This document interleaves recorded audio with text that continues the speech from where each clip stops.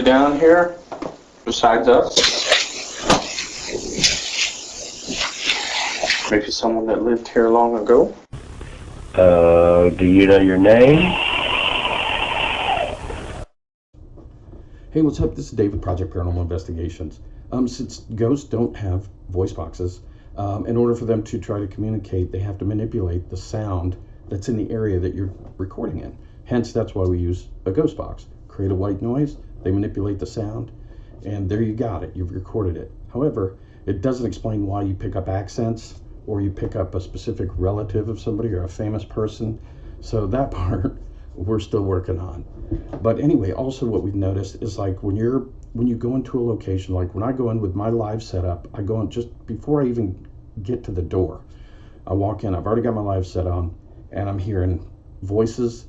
But a lot of times, as we're walking through and we're making our own noise, we hear voices, intelligent and residual, just shooting off. And that's how come, that's the way I get, that's the reason I get so many EVPs is because I'll run that all night long. And as we're walking through anywhere, just going from location to location, doing sessions, I'll pick up tons of voices.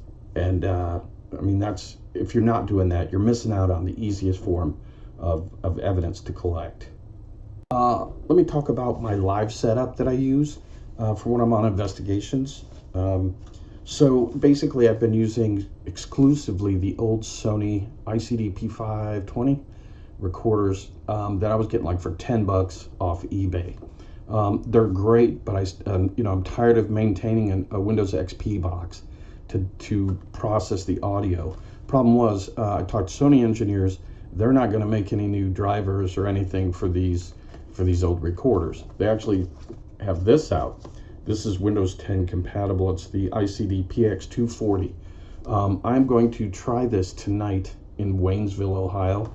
I've got 4 locations I'm going to try that out at and see how it goes, but I'll create a video for that as well.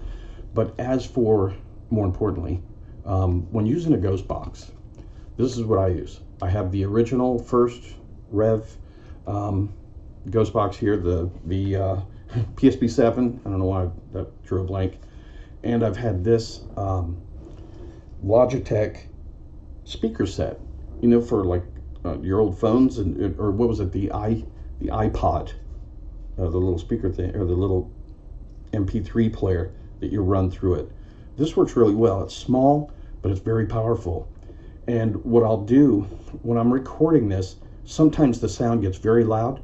So all you have to do is, just thinking acoustically, turn it around, face it away from your voice recorder. So what I'll do is I'll set this up statically. I don't walk around with a speaker in my hand and try to record this thing.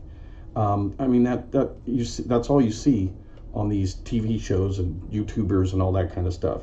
Wrong.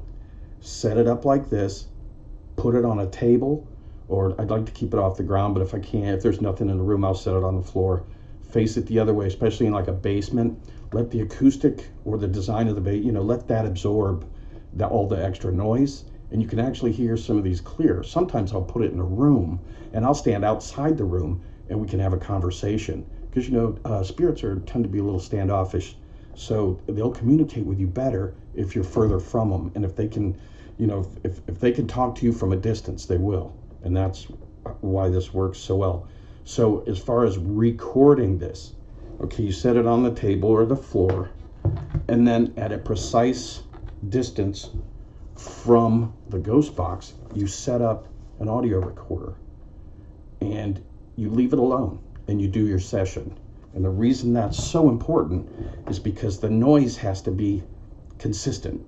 Like for the white noise that comes out of the ghost box, you don't want to be moving your recorder around the room, because you'll never get that precise noise that you have to subtract from the file when you go to process it.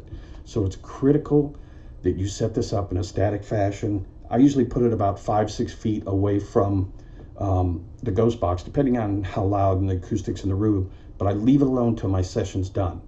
And I do that every session. I don't walk around and make this mobile at all.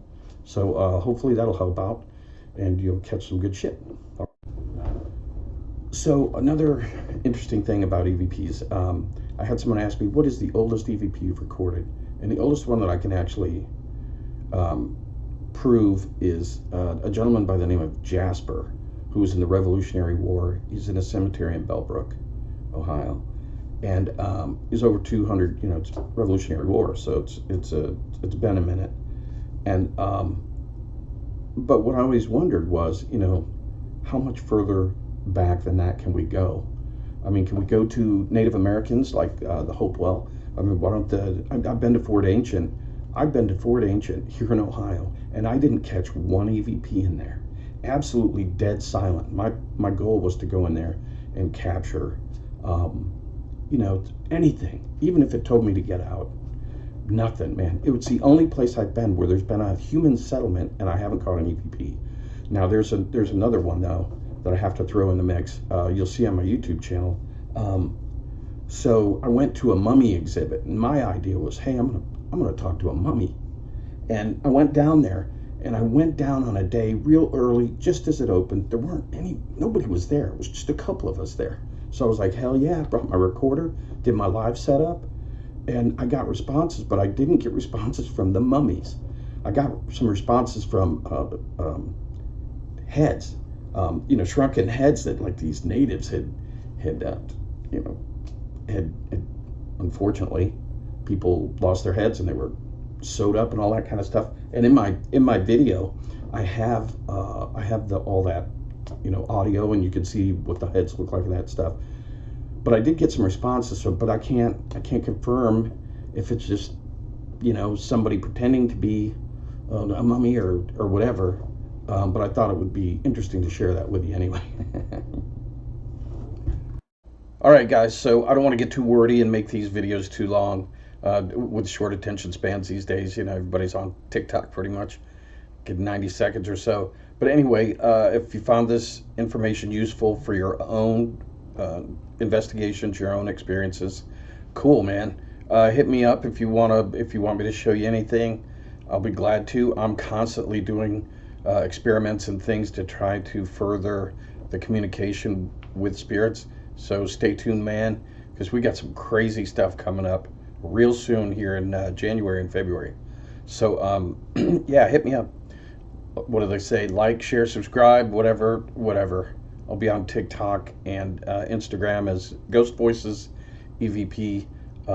Just trying to put some information out, help out these YouTubers, man, because those jump scares and everything are cool, but it would be way cooler if they had some killer EVPs to support what they believe is happening in those locations. So yeah, man, let's work together and make this an awesome place and have some great experience and make memories, right? That's what it's all about. Cheers, you guys. Be freaking safe out there, all right? See you, man.